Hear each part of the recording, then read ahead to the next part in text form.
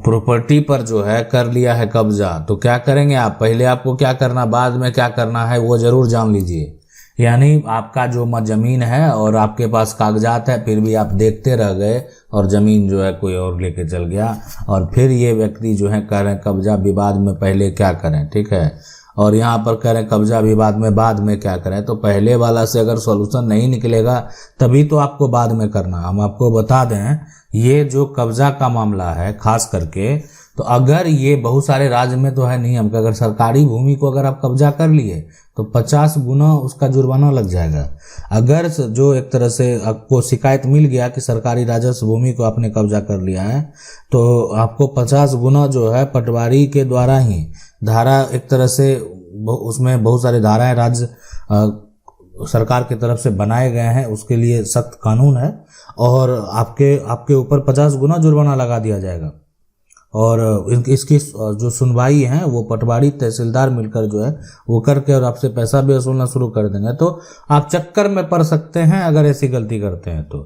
अब रही बात यहाँ पर निजी जमीन का, तो निजी जमीन में है, कोई भी जमीन अगर आपका है, मान लेते हैं कब्जा कर लिया, आप खरीदे हैं लेकिन कब्जा किसी और के पास है, आप खरीद लिए, सस्ते दामों में मिला आपको, ये सारा टुकड़ा आपने खरीद लिया है, ठीक है, दस्तावेज पे सारे मौजूद हैं, लेकिन आपको जब जानकारी लगा, ये पता लगा, ये आपको पहले से पता था कि ये हम खरीद तो रहे हैं, कम कीमत में कोई बेच तो रहा है, लेकिन इसका कब्जा जो है वो हमको वो देने वाला नहीं है, इसलिए कि कब्जा कोई और व्यक्ति करके बैठा हुआ है। तो क्या करेंगे? सबसे पहले आपको क्या करना है, जमीन अगर जो आप खरीद लिए, सबसे दस्तावेज में आपका सारा आ गया, इसको आपको म्यूटेशन के लिए अप्लाई कर देना है ना। कब्जा आपको तुरंत जो है खाली के लिए बात नहीं करना है, ठीक है।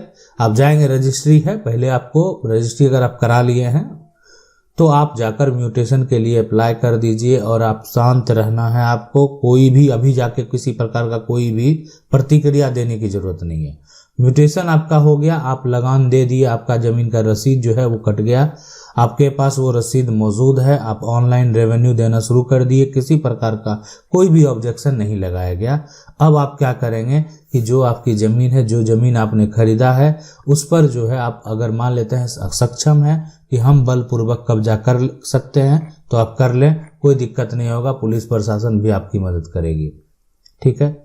यानी अगर ये इसमें आप फसल लगाना चाहते हैं तो आप लगा लें, पहले ये सक्षम है कि हम बलपूर्वक कब्जा कर सकते हैं, ठीक है, लेकिन इसमें ये नहीं किसी को हानि पहुंचे। आप बलपूर्वक कब्जा करने के मतलब चक्कर में अगर किसी को हानि पहुंचाएंगे तो फिर आप पर भी केस दर्ज हो सकता है और आपको भी समस्या उत्पन्न हो सकता है। ये ना समझें कि फिर मामला उल्टा आपके खिलाफ हो सकता है। तो इसलिए आप एक अगर वर्चस्व दिखाकर जो है कब्जा अगर हासिल करना चाहते हैं, जिसमें आपको लगता है कि सिर्फ मेरा वर्चस्व दिखाने से ही वो सामने वाला व्यक्ति जो है वो प्लॉट छोड़ देगा, तो आप ऐसा कर सकते हैं। अन्यथा आपको क्या करना है कि आप जमीन खरीदे हैं, जमीन आपका म्यूटेशन है, आप जाके पुलिस प्रशासन को जो है FIR कर देंगे कि मेरी ज़मीन है और मेरी ज़मीन पर जो व्यक्ति है, जबकि हम ज़मीन को खरीदे हैं, और वो व्यक्ति सामने वाला व्यक्ति जो है कब्जा करके बैठा हुआ। पुलिस जाएगा, उसको पूछेगा कहाँ कागजात दिखाओ तुम्हारा, ठीक है। पुलिस के द्वारा जब वेरीफाई किया जाएगा, ये अब ठीक है, पहले आप यही करने जाएंगे। अब ये खरीदार है, देख रहे हैं, है ना, टोपी चश्मा लगाए हुए खरीदार है। तो ये खरीदार क्या कर रहे हैं, इनके पास पैसा था, इन्होंने जमीन तो खरीद लिया, लेकिन ये अब इसको कब्जा, इनको पैसा था, खरीद लिया, लेकिन अब सामने वाला व्यक्ति जो उससे लड़ने में सक्षम नहीं है, तो जाकर पुलिस प्रशासन के पास ये चीज़ आवेदन देंगे, FIR दर्ज कराएंगे उसके खिलाफ कि जो जमीन हम खरीदे हैं उसका म्यूटेशन का भी कॉपी मेरे पास है और सामने वाला कब्जा किया हुआ है। पुलिस एक बार वेरीफाई करने जाएगी तो देखेगी कि हाँ ठीक है, ऐसा, उसको भी जो है थाना पे बुलाएगी, क्यों कहे आप ऐसा किए हुआ। तो वो क्या करता है, वो एक फर्जी कागजात लेकर पहुंच जाता है। मतलब आपके पास रजिस्ट्री है और वो एक पुराना कागजात लेकर जाता है और कहता है, ये श्रीमान, ये तो हमारे बहुत पहले से हमको मिला हुआ जमीन है, आज से थोड़ी हम रह रहे हैं इस पे, आज से थोड़ी उपयोग कर रहे हैं। अब पुलिस प्रशासन को लगता है कि नहीं, कुछ तो लगता है गड़बड़ हो सकता है, कोई बड़ी बात नहीं है। प्रॉपर्टी पर कब्जा कर लिया है, एक तो कब्जा पहले से है और आप जो है आज आए हैं दावा पेश करने के लिए, तो अब ठीक है, मान लेते हैं कि वो कागजात आप उनका जो है गलत है, फर्जी है, जो सामने वाला व्यक्ति लेकर गया है, लेकिन ये फर्जी जो है बताने वाले, ये पुलिस अधिकारी नहीं होते हैं, इसलिए आपका मामला फिर वहां पर स्टॉप कर दिया जाता है, भेज दिया जाता है मजिस्ट्रेट के पास, जाइए सुनवाई कीजिए, दिखाइए क्या है, हमको तो ये सब दिखना नहीं है, हम इसको फर्जी या सही गलत साबित तो हम नहीं कर सकते। वर्तमान स्थिति देख सकते हैं कि वर्तमान स्थिति जो है ये यहां पर देख सकते हैं कि ये जमीन जो है किनके पास है, वर्तमान स्थिति देखा गया। वर्तमान स्थिति में जमीन का खरीदार था ये टोपी वाला। तो ये जो है ये तो वर्तमान स्थिति में इसको जो है वर्तमान सिचुएशन में ये खरीद लिया इस प्रॉपर्टी को, लेकिन वो एक कागजात लेकर जाता है, पुलिस प्रशासन देखते हैं, उनको लगता है कि अरे ये तुम क्या दिखा रहे हो, बहुत पुराना बात है, अभी वर्तमान में दिखाओ, रसीद तुम्हारे पास है कि नहीं है। वो कहा नहीं मेरे, लेकिन जमीन मेरी है। साफ साफ उसका कहना था कि नहीं जमीन मेरी है, मेरी जमीन है, और वो गलत तरीके से बेच दिया है।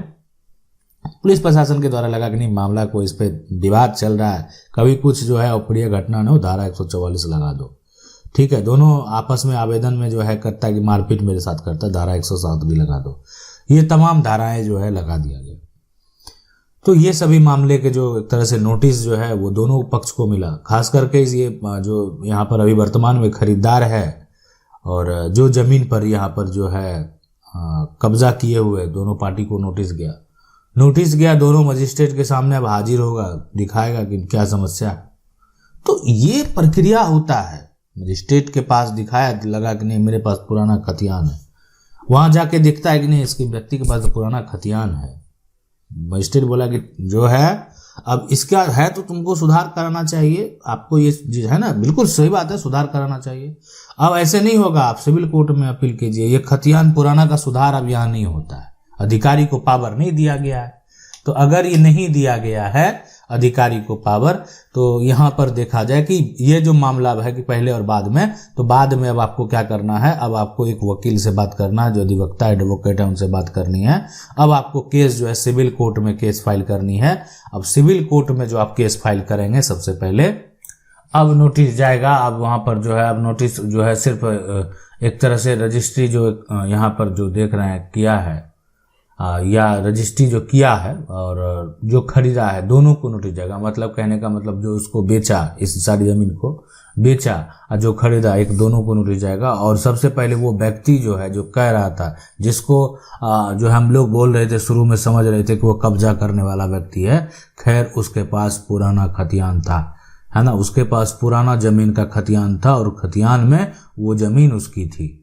कानून में जब मामला जाएगा, न्यायालय में जब मामला जाएगा, सिविल कोर्ट में जब मामला जाएगा, तो उसको पूछा जाएगा जो ये जमीन को बेचा है, आपको ये जमीन प्राप्त कैसे हुआ, क्या आपके पास कोई ऐसे दस्तावेज हैं जिससे आप ये साबित कर सकते हैं कि ये आप जमीन कैसे प्राप्त किए हैं।